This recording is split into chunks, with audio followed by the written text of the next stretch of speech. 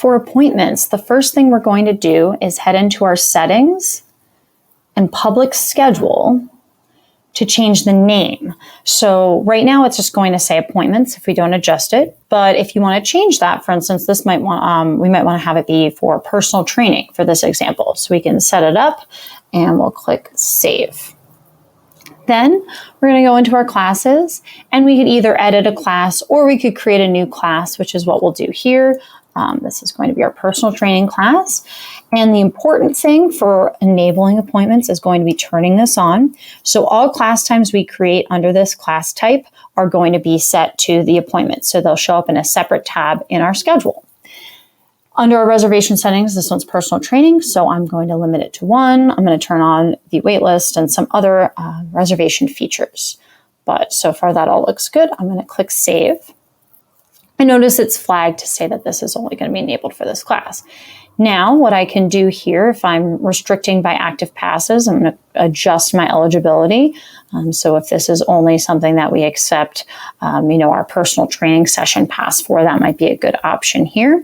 What we could also do instead is enable tickets for this class. So if you say all of your personal training sessions are $90 and you want to set that to a flat rate, we could do that as well. But that is some way that you could set up requiring tickets either by adjusting the eligible passes or enabling ticketing.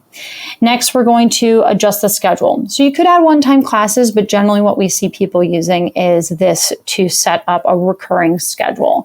So if for every Monday to, every day of the week, I have availability for a private session at a certain time.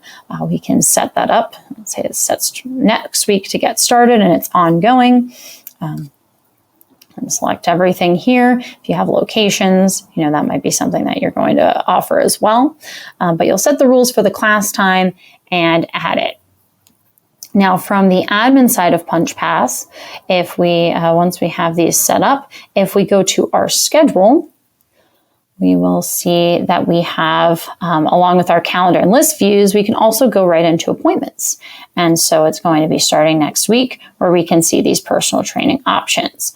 And then if we want to go into our public schedule here, which is what we're going to do, I'm just going to set that up here. You will see now we have a personal training option and customers can click into the specific date to find their class. And then as you can see here, this is enabled with ticketing so they can enter their information and pay. And that is how that appointment feature works for this personal training example.